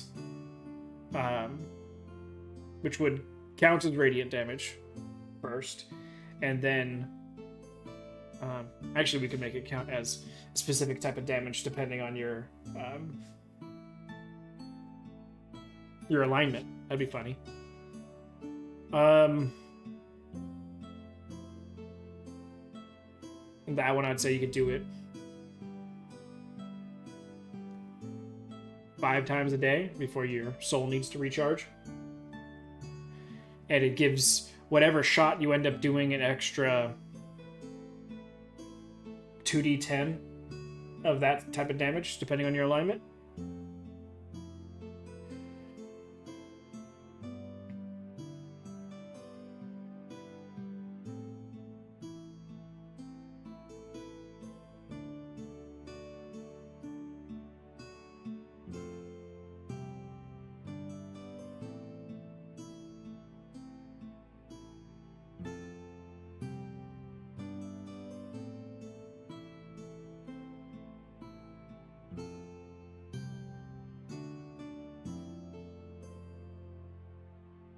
Yeah, it might be able to bump it up since it is soul power. I'd be able to bump, because you still have the opportunity to miss. Hence why you'd be getting, 5.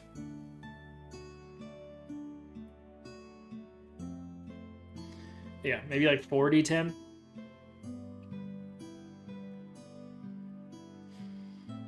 Because it's sort of taking the idea of like smite and putting it into your shot, but like I have started to do with the groups, and this will bleed into group 2 as well when we start to play again. You need to pre-label your smites.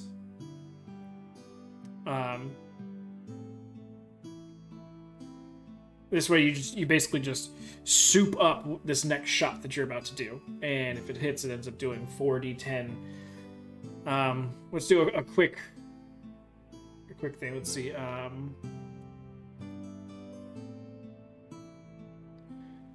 want to just grab a...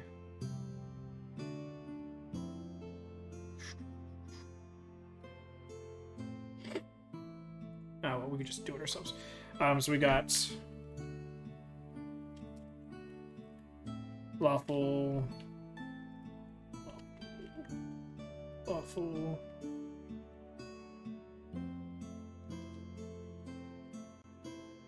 neutral.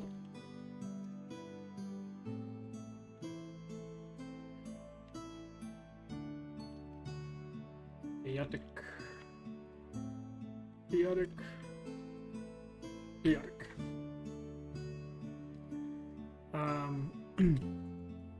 Good. Neutral. Evil.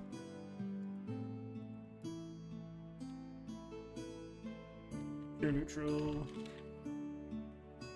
Evil. Good. Neutral. Chaotic evil. Alright.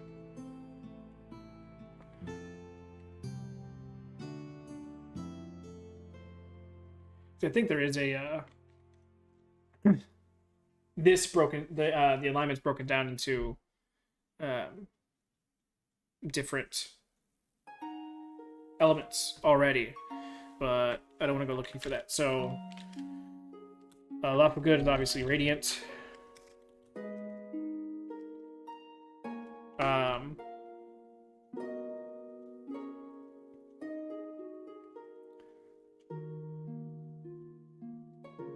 It's funny because I want to put neutral as acid. Just for the wordplay of it. Thanks, Becca. Thanks for hanging by. We're almost done. We're just finishing this one up. Lawful neutral. What should the element be for lawful neutral?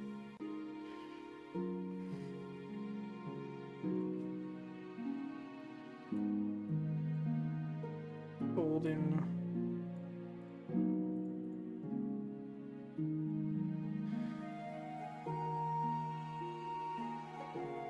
Obviously make necrotic evil necrotic. I mean chaotic evil necrotic.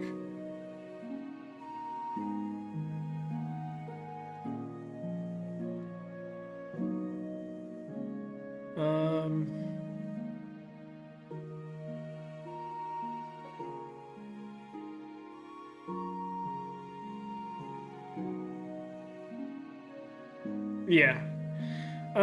Let's do lawful neutral.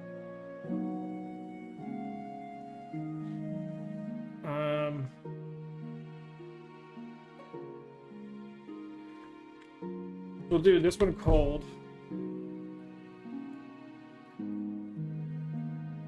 And make chaotic neutral fire, so that way they're antitheses of each other, just like they lawful good and chaotic evil.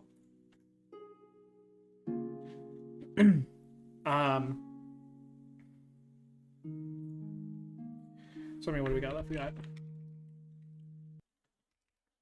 poison, thunder, lightning. Don't worry about the spelling on all this crap. Jesus.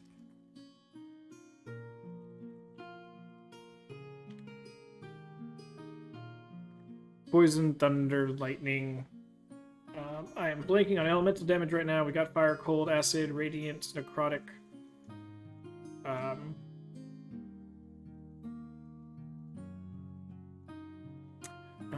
Technically psychic.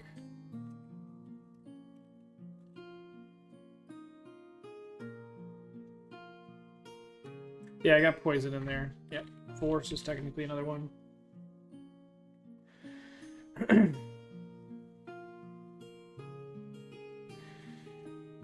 Feel like neutral evil is a poison.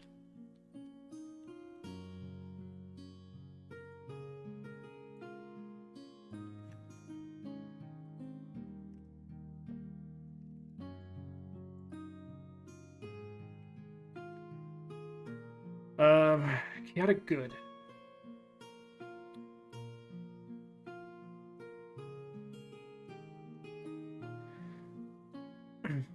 Chaotic good, I feel like is a lightning.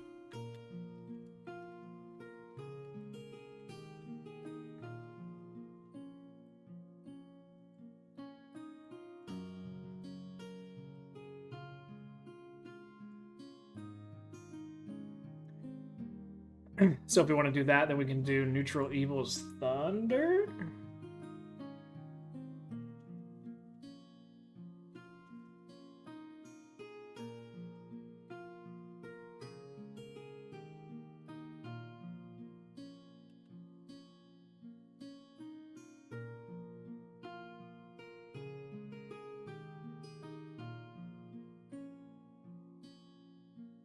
I'll just roll with the theme that thunder and lightning, another antithesis situation. And if that's the case, then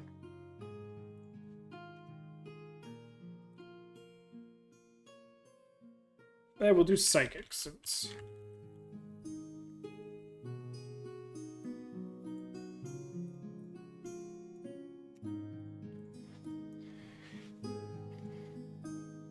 Since hardly, I think force is what the number one thing that the number one thing that is least resisted and immune to, as far as monsters go. All right, so those are our damages and alignment. We'll do 6 times a day for just an even number.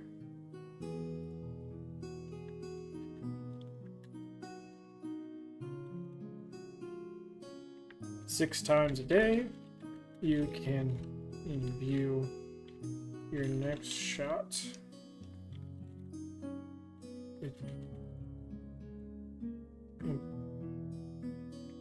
Portion.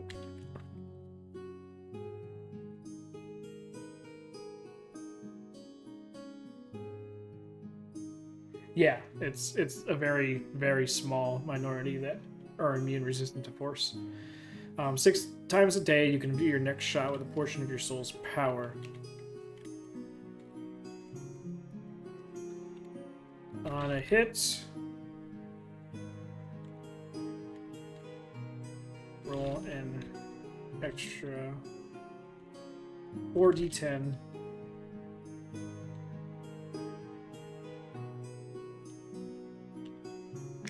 Damage. 4d10 elemental damage based upon your alignment.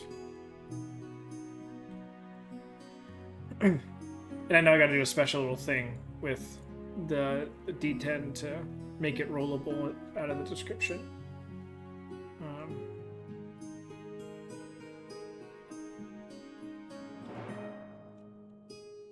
Just reset at dawn.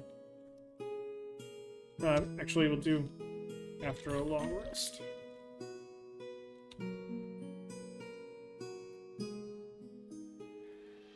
Okie dokie. So, oh yeah, we gotta give it a name.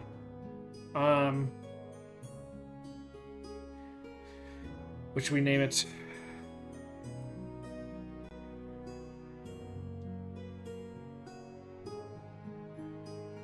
I mean, simple things would be like soul power, or soul push, or anything like that, but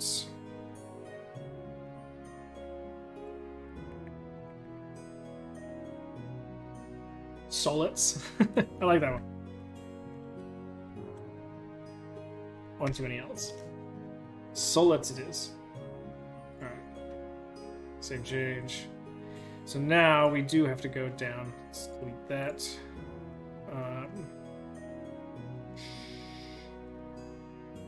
Okay.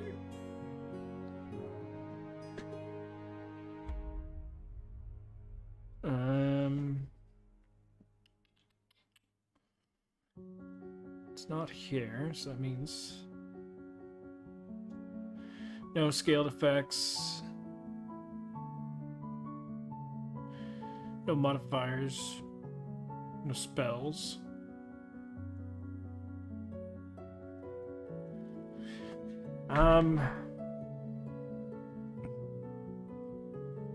And we'll make it as a bonus action too.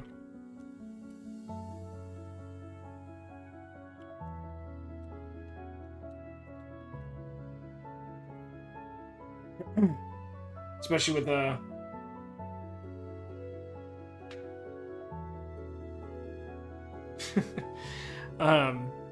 with fighters and, you know, action surging and everything like that. Don't want them burning all 6 on 6 shots in one round. Something stupid. Save changes. Okay. I'll need to figure out what exactly, because I know,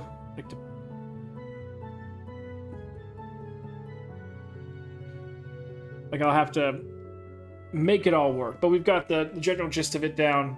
I know I need to go down further into this area and add the charges and all that fun stuff.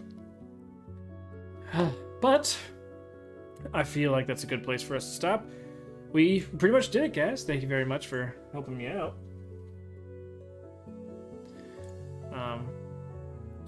I'll have to, like I said, make it all pretty, fill it in, and easily understandable for someone who's just to come in and read it, and also have to make a tweak here or there in verbiage and whatnot. But sounds fun. I'm definitely gonna have to play in my own game. Usually whenever I finish a subclass, I take it and I like do a small little adventure for myself and play through it and try and break it as much as I can. And that usually leads to at least an edit or two. But that is Speeding Bullet. Got it done. Thanks for you guys that hung out with me and gave me input, advice, and tips. Yeah, probably do this again. I'm not sure if we'll do it next week or not, because we got to finish the other two classes up, the Sai Saboteur and Order of the Enchantress. I think I am going to work on Order of the Enchantress next. That one is actually, that we'll do Sai Saboteur. That one's fun. That one's gonna be fun. All right. So again, thanks for hanging out with me. I believe, yeah.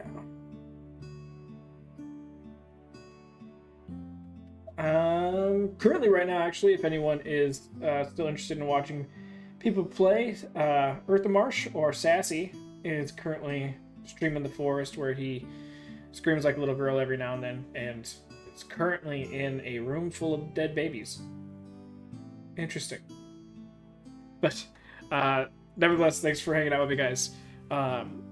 Session Friday, 9 o'clock PST, if you're interested. And then we'll most likely be doing RFI on Saturday at 9:30 as well.